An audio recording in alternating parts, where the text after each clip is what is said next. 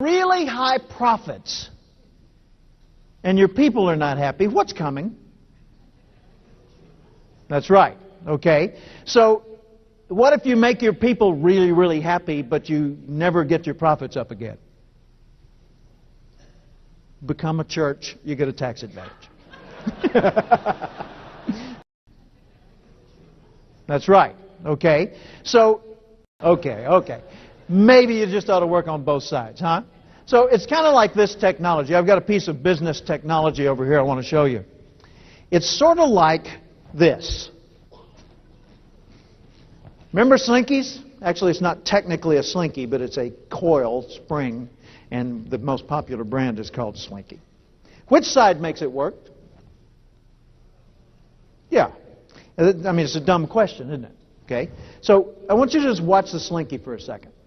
And think of the Slinky as representing profits and people, the two primary issues in a business, okay? Profits, which is the product side, which is the system side and all the, the technical part, and people, the human side, the interaction, the relationships, the sales, and so forth, okay? How much action does it take on my part to bring this thing to life? Notice how much actual force I have to put into it. All I'm doing is just barely moving my fingers. And yet this thing's going back and forth just fine. But if I overemphasize one side, all of a sudden it stops. And it doesn't matter which side I overemphasize. So I've got to pay attention to both. I can't neglect either. But if I overemphasize one, then I end up with a really bizarre outcome. Same thing's true in your world. Okay? And that's true for businesses that are pretty large. And that's true for tiny little operations as well. The principles transfer. They're absolutely the same across the board. So here's the leader's dilemma. Okay, a person's sitting there and they say, okay, I run my own company, I got my people, I got all my systems in place, but Jim, you're recommending I spend an awful lot of time with the people side of it. What if I put all this energy into training my people and then they leave? Valid concern. Here's a more important concern, though. What if you don't and they stay?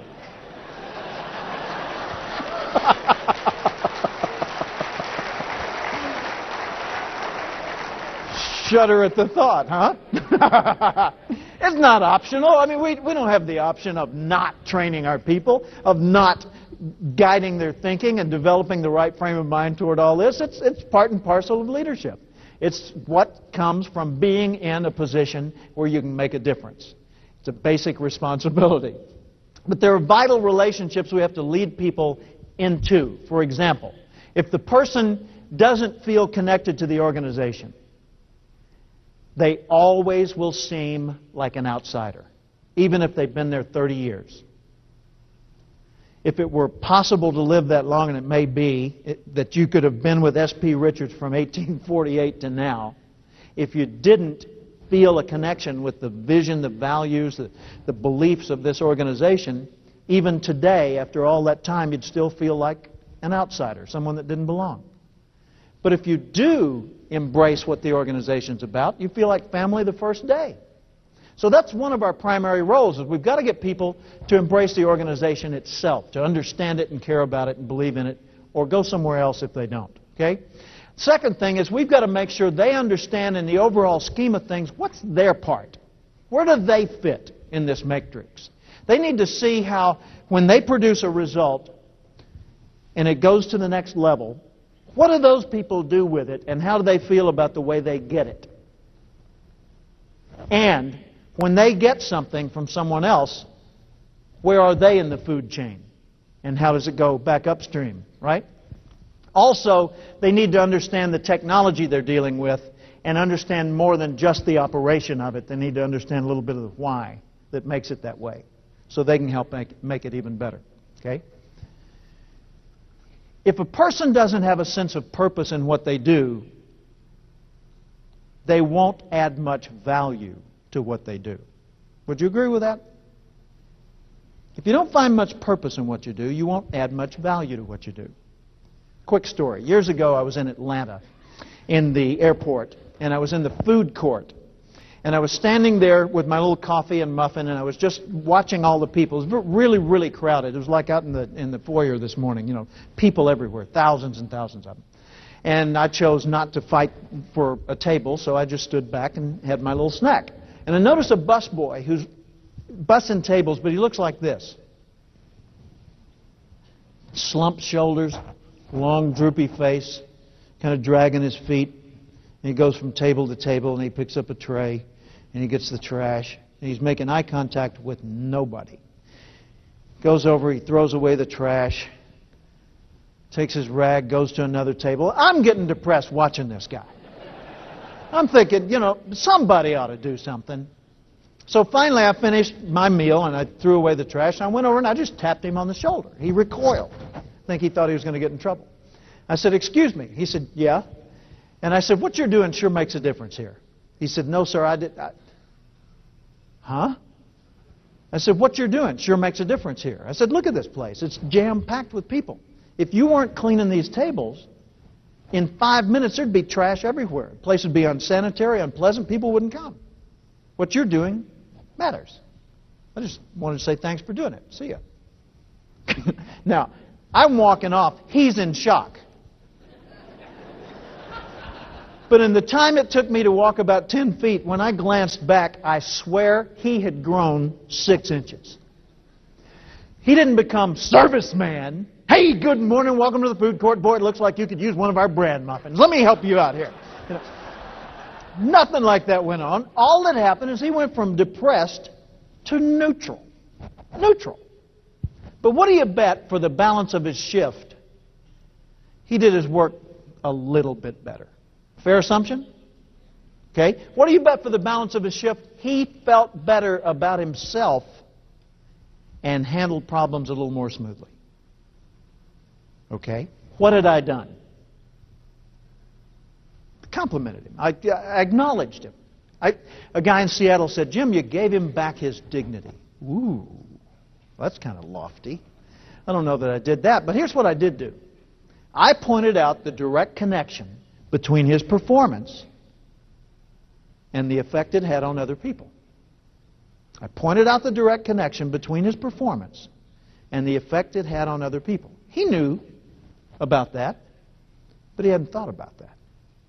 He didn't think about it very often at all, I'll bet. How many times do your people think about it? How many times do you think about it in a given day? You say, "Well, given, that's the point, Jim. It's a given." Hey, when it's a given like that, I'll guarantee you it's not getting much mental energy or much emotional investment. If we don't consciously and intentionally remember and notice the purpose of what we're doing, then we tend to become bureaucratic and just get caught up in the process of what we're doing. When people don't see much purpose in what they do, they won't bring much value to what they do. It matters. It matters. Person to person. How many of you have ever seen your business suffer because two of the people in it didn't deal with each other very effectively? Get them up? Yeah, exactly. Everyone in the room. People problems are an enormous business expense. So, is it just up to you just slap them around and say, "Grow up"? I don't think so. I think it's a skill thing, it's an attitude thing, it's an inspiration thing. We need to inspire them. We need to lead them in such a way that they feel the need or the impetus to rise above that and to acquire the skills for resolving personal conflict. And also, person to self. If a person doesn't feel good about him or herself, it will show up in their work. Agreed? Absolutely. So it really pays to support and encourage personal development through your organization. We used to say, "Nah, that's their personal problem. You know, that's something, that's not job related." The heck it's not. It shows up on the job. That's job related. We're talking dollars here, right? Okay? So there are a lot of vital relationships that expand our thinking about what does it mean to be a leader, be a manager, be a director of sales, be a vice president of an organization. There's a lot to it. Organizational DNA, the genetic code of your organization. is contained in what you believe in, care about, stand for, and how you express yourself to the community. And that's the first thing people have to embrace in order to really be a part of the organization itself. I'm going to show you a little grid here that takes the two things, awareness, how you think, and performance, what you do. It's kind of fun, standing in front of a race car like this and saying the word performance. I feel like kneeling. That's nice. By the way, I really appreciate the fact that you chose silver cars to give away in the year that's the 25th year, silver anniversary of Cathcart Institute. I thought that was very thoughtful of you. Thank you. Years ago, when my marriage 25th came about, my wife Paula said, Jim, you know, our 25th is coming up. And I said, yeah, I know. That's our silver anniversary. She said, no, it's not. I said, yes, it's our silver anniversary. She said, no, it's our diamond anniversary.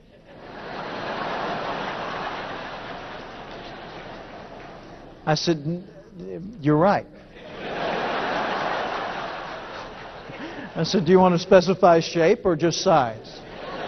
She said, size will do. Supported by baguettes. And she described what she was looking for and gave me time to save up for it, thank heavens. She said, by the way, what do you want? And I said, just wait till you get your diamond.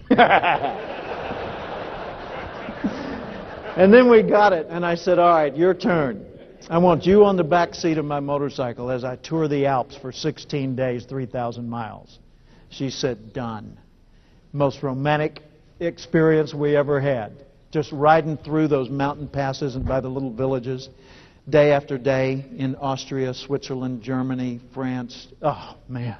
So we did it again for our 30th. A few years will be our 35th. I think we'll do it again. Boy, ain't life grand. I tell you what. Awareness and performance. How you think and what you do equals mastery. If you put it on a grid, it looks like this. The two dimensions, how you think, awareness. How you do, that's performance. Awareness ranges from ignorance to enlightenment. And if you look at that, low awareness, person doesn't know much about what they're doing. They tend to focus only on the process, just the details, the steps. They become very rigid on process. Okay? But the people who really think about it are purpose-driven. They're doing what they're doing because it matters that they do it that way. The process matters only because the purpose exists. Without the purpose, the process is just bureaucracy, as I said a while ago. Okay? So how do you get people to not be so process-focused? Talk about the reasons. Talk about the purpose. Tell the stories within your own organization of how you're impacting the customers. Because if you just hear the stories and get the testimonials from time to time, but you don't wave those flags, you don't run them up the flagpole and let everybody hear about them, they won't think about them. And if it's not in the front of your mind, it's not in the front of your performance either. Purpose. Performance. Most people only do what's required. They do. They've got no reason to do more than that, most people. So they just do what's required. But a few people are exceptional. They step beyond the requirements and do more than they have to. Now, we created through this 4 quadrants within this grid. Low awareness and low performance, that's process-driven, doing only what's required. Okay? High awareness, low performance, that's purpose-driven, but still just doing what's required. High performance, low awareness, don't think about it much, but do a lot of work, not much thought. Okay? And then high awareness, high performance, upper right-hand quadrant. Here's what the names of them are. Low awareness, low performance, I call the passenger. They're just along for the ride. Now, there's a passenger in your organization, or a passenger, if you're thinking about this in a sales context, a customer that's buying from you, low awareness, low performance, not acting on it, not thinking about it much. Do they need education to raise their awareness or motivation to raise their performance? Yes. They need both, right? Okay? A person who's a critic, someone who's high in awareness but low in performance. They talk a great game, but they become what Brian Tracy told me is an articulate incompetent. Intellectually arrogant. Okay? Do they need more awareness to make them more effective? Heck no. They need more motivation, more behavior, more performance. Okay? So you can look at this and look at the person you're dealing with and know pretty quickly whether you need to focus on action, which would be a motivation issue, or focus on understanding, which would be an information issue. High action, low thinking, that's the competitor. The competitor doesn't need more motivation, they need more education, information. And the leader, whether they're in a leadership position or not, I mean, they don't have to have anybody answering to them but themselves. To be a leader requires high awareness and high performance. With them, you don't need information or motivation to get them going. You just need to point them right and get the heck out of the way. Now, is that something you can use? Okay. The AP grid. So the world's changing more than you are. Really is. More than I am as well. So in what ways are you currently obsolete? More than you know. Same's true for me. All of us are more obsolete than we ever realized. Let me share with you something to kind of put that in context. This is a little thing that comes out each fall from Beloit College in Wisconsin. Maybe one of your customers. Beloit College sends out what they call the mindset list, and they send it to their faculty. And they say, folks, this describes how the incoming freshman class this year thinks about and sees the world. Compare it to how you see the world. The incoming freshman class this September was born in 1984.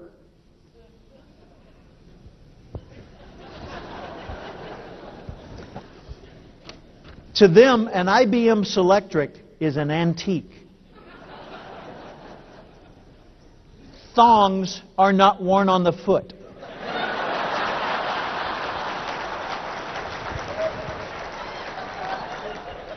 There's always been Diet Coke. Adults have always been, it's always been impossible for them to open Tylenol. To them, one earring on a man indicates he's probably pretty conservative. Boeing has not built the 727 during their lifetime. Did you fly one? The Colts have always been in Indianapolis. Oh, sorry, Baltimore. Volkswagen Beetles have always had front engines. Ron Howard, who's that? A balding older film director. Not Opie. Hey, don't have a clue what carbon paper is. Now, they have come up with a pretty creative definition for CC, courtesy copy. That's pretty good, I thought. Okay. Oprah's always been a national institution. Jay Leno's always been on The Tonight Show. They don't remember the Reagan era. Atari is before their lifetime. You say to them, you sound like a broken record. They say, what's a record? Honest to God. They've never heard of an 8-track. Oh, and they've certainly never seen a TV with just 13 channels. And they say, Grandpa, no kidding? You used to walk to the television?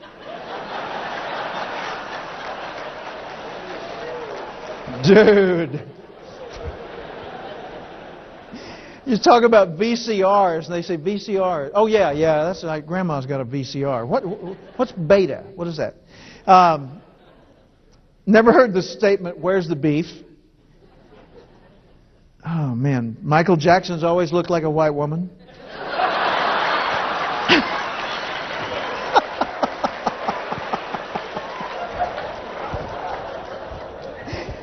And the world's a very different thing to them than it is to us. Man, I tell you, in how many ways are we obsolete? A lot, right? A lot. Man. And so what we've got to do is constantly notice more. Intentionally pay attention to things that we weren't going to pay attention to in the first place. Like Buckminster Fuller, the man who developed the geodesic dome, considered to be the Leonardo da Vinci, the great mind of the 20th century.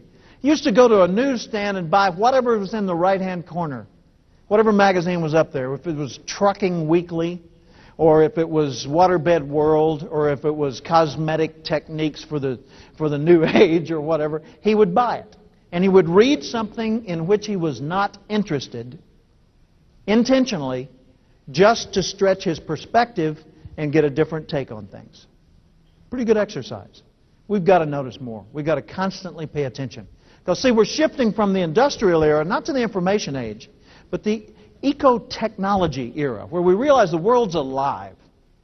That this organization and your own companies are living systems. So it's not mechanisms, they're organisms. They behave differently, and the industrial metaphors just don't cut it. Right? 9 to 5, forget that. We want access whenever we feel the need for access, 24/7. Lifetime learning, perpetual education is the deal. Eye contact is being supplemented by the need for skills in e-contact. How do you build trust when all you can convey is a digit? Okay? IQ is being supplemented by EQ, emotional intelligence, as one of the primary skills required for success. Always was, we just now started to notice that. And knowledge is no longer seen as power. Knowledge is universal. Access to the knowledge gives you power. Persuasion and partnering we talked about as the way people sell. Partnering is the name of the game today. You can't keep up, but you've got to stay in the game. And do it yourself is no longer the predominant model. It's do it together. It's collaboration. That's the way we work the world. And institutions don't control the information anymore. So who's in charge? Individuals. When the individuals rule, self-leadership is king. Here's a quote from Bill Clinton. Now, I got this quote directly in person in the White House in 1994. I was there for a tour with a small group. It was a group of past presidents of the National Speakers Association. By the way, yesterday I was in Orlando at the National Speakers Convention, and your upcoming speaker, Tom Winninger, who is a very close friend of mine, and also a past president of that group, was on the program and blew them away. You are in for such a treat. Be sure and be in the room when Tom Winninger speaks here. But we were touring the White House with our spouses, and there were about 20 of us, because our convention was in D.C. that year. And at the end of our tour, President Clinton heard we were there, and he came out to see us. Now, no matter how you vote, to meet the President of the United States in the White House, for heaven's sakes, that's a pretty big deal. Would you agree with that? Certainly it was a big deal for me, you know, coming from Little Rock. So we met the President, chatted with him. Someone said, "We're speakers, Mr. President." But then again, so are you. He looked directly at me. He said, "Half my job's keeping people in the right frame of mind." I said, "That's a keeper."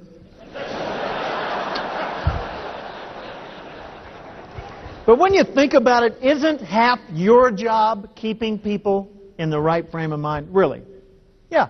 A big portion of everything we do involves managing point of view.